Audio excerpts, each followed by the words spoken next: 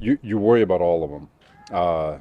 These are young men, and I think sometimes with social media in this world, we dehumanize these athletes in the worst way imaginable.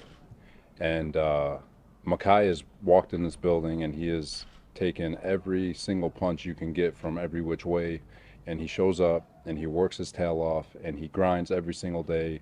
He shows up to camp and he's fighting to get himself back in shape. He's got videos of him vomiting and people are throwing shade, and he's limping and he's doing all those different things, and he's fighting to for his family, for himself, for his teammates, for this organization, for this fan base, and he's doing everything. And then everybody wants to drop him like a wet rag. That ain't the case. We love Mekhi. We appreciate everything he's done, and his ride is not over. His story's not over, and he's got full support of this organization. And if you're a fan that wants to support him, you're more than welcome. Otherwise, just keep it moving. And but a lot of respect for him, and really excited for him to come back even stronger and give himself a chance to show why he was first round. It's okay. It's okay. So we've lost Mekhi Becton for the season. It looks to be inevitable that he will not be playing for the New York Jets this season. So what do we do? Well, luckily for you guys, every Jets content creator has pretty much gotten together and we've kind of figured out and brainstormed what we can do right now at the offensive tackle position. And I think we're going to be okay. Based off of my assessment, I think we're going to be okay. So this is your New York Jets situation report debrief on what are we going to do with the offensive tackle position with the loss of Mekhi Becton. Let's go.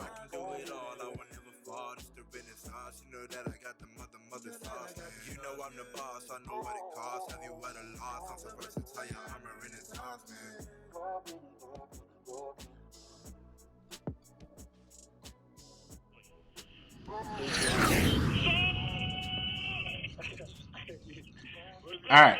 So Mekhi Becton's gone. It's a wrap. Nothing we can do about that. You know what I'm saying? I hope the big guy, gets a speedy recovery. I hope this surgery goes well for him. It's frustrating, you know what I'm saying, because again, he did all the work he could.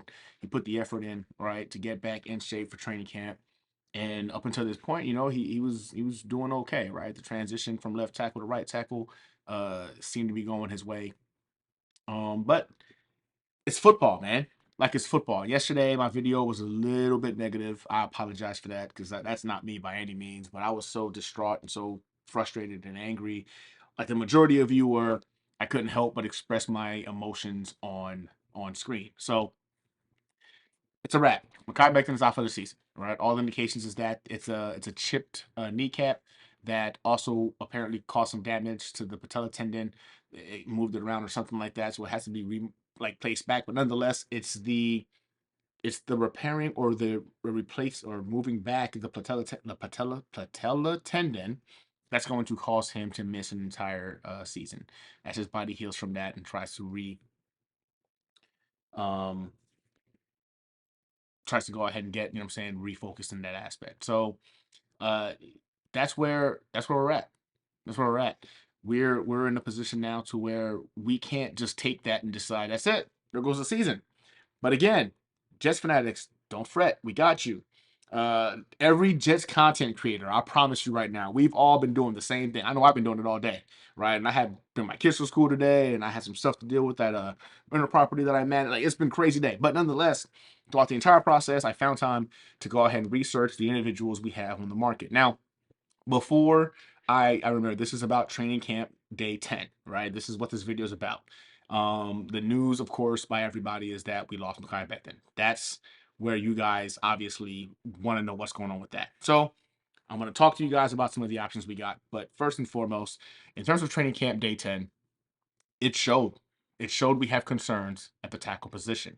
The offensive line gave up 8 sacks today against Zach Wilson.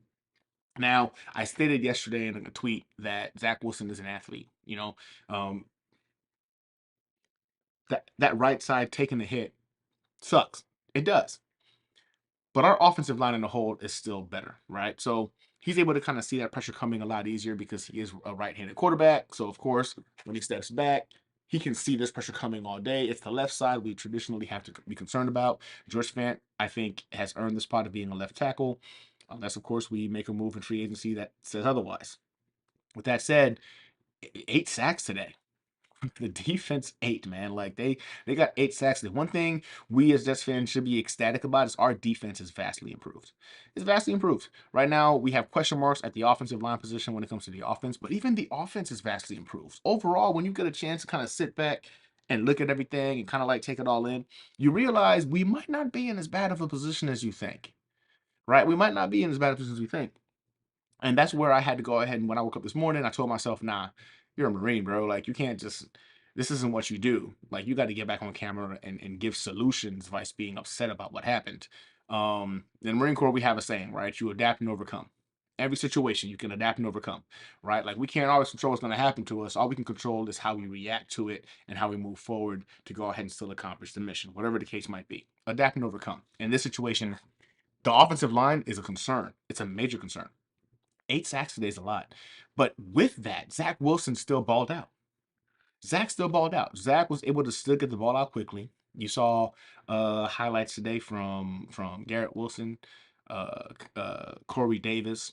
You know what I'm saying? Those guys stepped up. The defensive line across the board, Jabari Zuniga, Jermaine Johnson, like everybody ate on the defensive line today, obviously.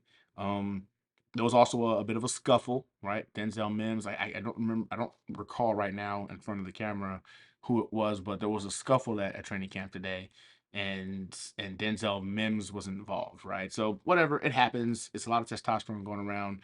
First preseason game is this week, so there's concerns, there's frustration, all of that's real. With that said, defense definitely won today. It was defensive day, right? Sauce Gardner continues to shine, right? Like defensive day. There's no ifs, ands, or buts. But in terms of offense, the bright spot is that Zach Wilson, even with the pressure getting into him, like getting into his face, like he still maintained his composure. He was still able to go ahead and make things happen. I think he went 8 of 14 today, 8 of 11 today. I got to go back and read the tweets. But what it ultimately means is, I'm sorry about that. My kids get out of school in a bit, and I gotta go pick them up. I think I gotta go pick them up. Well, I might not, but anyway. Um, so yeah, a defense won. Offense still managed to go ahead and look good, even with all that pressure. So that's all promising. It's all promising. Training camp, day 10 in a nutshell. That's it. You guys don't really care about much else right now, right? You're focused more so on Mekhi Becton. What are we going to do there? So here we go. So Mekhi Becton is out. We know that. But the potential options we have now, and a lot of people are talking about Tevin Jenkins out of Chicago. I don't want Tevin Jenkins. I'll tell you right now, from all of my research and all of my data that I pulled today, a lot of y'all are like, man, Tevin Jenkins is a second round pick, like so much upside, so much potential. He does not fit the culture of what Joe Douglas and Robert Saleh have built at One Jets Drive. He's not an option to me.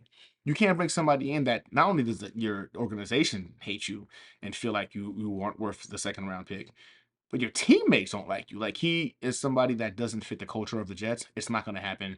So if you're thinking like Joe Douglas is going to bring in Tevin J, this is just not going to happen. We're not going to trade Denzel Mims we're not going to trade Denzel Mims for Tevin Jenkins. It's just not going to happen. He's off the table. I think legitimately the best two options we have right now that is going to allow us to not freak out or worry about what are we going to do? Dwayne Brown, Eric Fisher. Dwayne Brown and Eric Fisher. Now, my favorite of that is Dwayne Brown. Dwayne Brown is an all pro left tackle. He's a Pro Bowl left tackle, 36 years old, will be 37 here shortly. Nonetheless, has continued to show elite traits over as he's going through the years, right? I think Paul Boyd Green did an incredible video about that, breaking down exactly how much he's gotten better year in and year out. And even last year had elite numbers and made the Pro Bowl. Dwayne Brown is by right now my number one choice for Joe Douglas to be getting on the phone with and saying, hey, bro, all right, we've been playing this game back and forth about, hey, I want this, you want that. You obviously know that we just lost Mekhi Becton. The ball's in your court. We would like to bring you onto the team. Of course, we're not going to let him bankrupt us or hold us hostage. But I think Dwayne Brown came to visit the green and white scrimmage game because he believes there's potential in this roster to do some big things. Why waste his time otherwise? He's only got a few more big paydays left.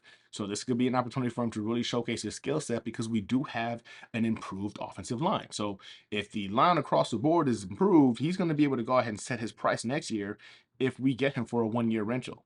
I mean, we are definitely going into the draft next year thinking offensive line. Like, there's no ifs, ands, or buts. Offensive tackle is a priority for us next year.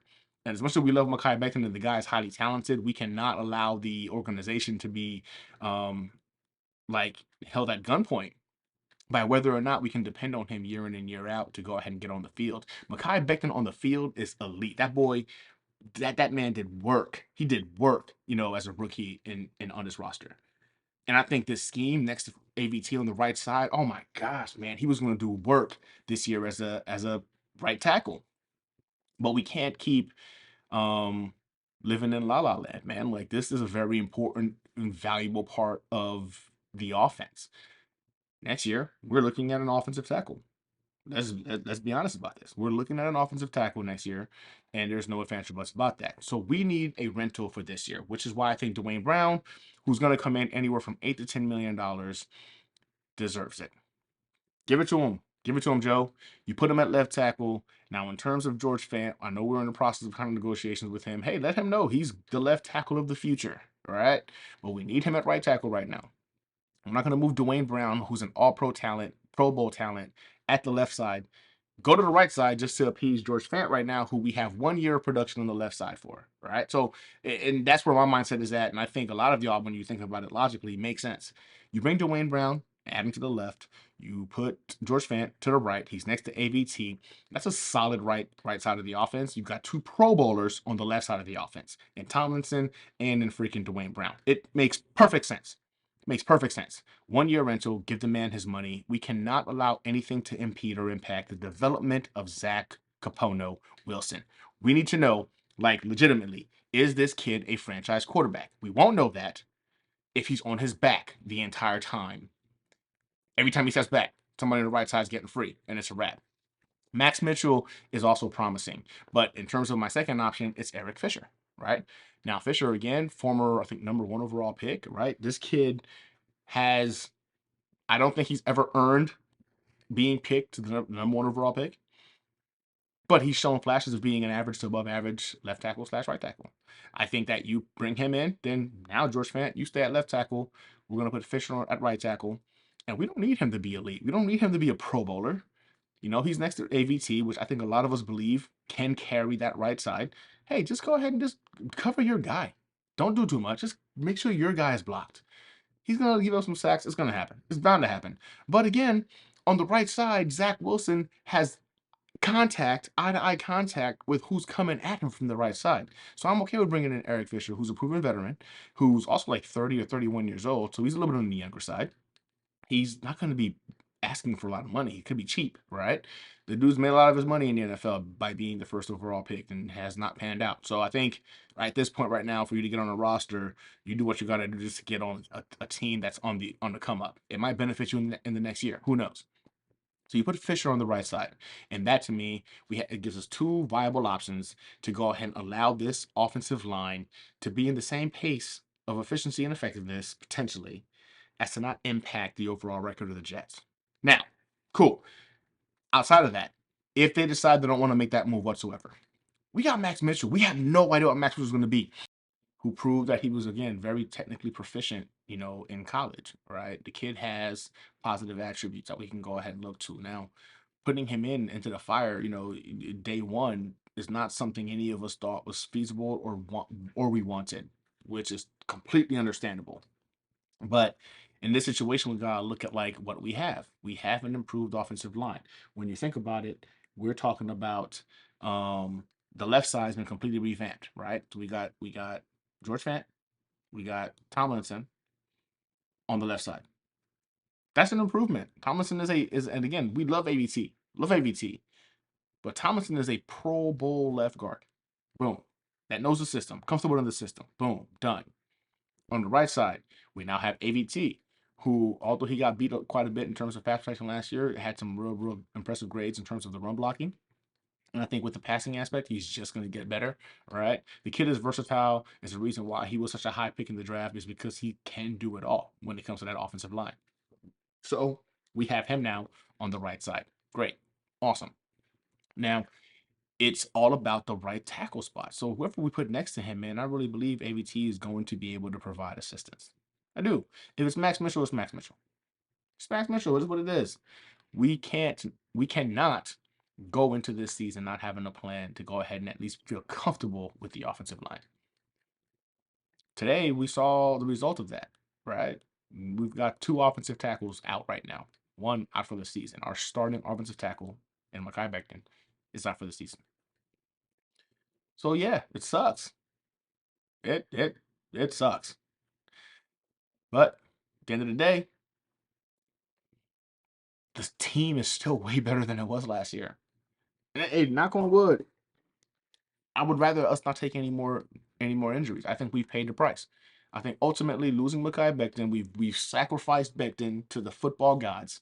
At this point, let's go ahead and please protect the rest of this roster.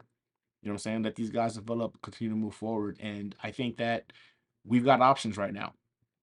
It's one thing if you're in this kind of situation in season and there's no options available. But we've got what, 3 weeks, 4 weeks before the season kicks off. And rather this issue pop up now, vice then. So though that's just my thoughts on it. I know a lot of you guys are freaking out, needed some kind of direction, some kind of response, or some kind of anything, right? To kind of go off of to make sure we maintain positivity and optimism alive. We're good. We're good. Joe Douglas is gonna make it happen. I do believe Eric Fisher or Dwayne Brown will be in the locker room sooner than later. And if not, Max Mitchell, we don't know what to expect from him. Right? We don't know. We're all under the assumption that this could go really wrong because he's a rookie. He might blow our minds. This has been your New York Jets situation report debrief. I hope this helped you guys out a little bit. After I did some of the research and looked into it, it made me feel better. But football's almost here, man. We got the preseason game on Friday night. I highly recommend y'all jump on that live stream. The Buffalo Jets fan is hosting on Friday night for the first preseason game against the Philadelphia Eagles. And man, as always, man, like go Jets, go Jets. We're gonna be fine. We're gonna be fine. The New York Jets still have the ability to impact and change the narrative this season. Till next time. Not gonna lie to you. I had to run and come back to finish this video. So, okay, all right. Eric Fisher, right? Max. So let's just say that he's not the option. But then we got Max Mitchell.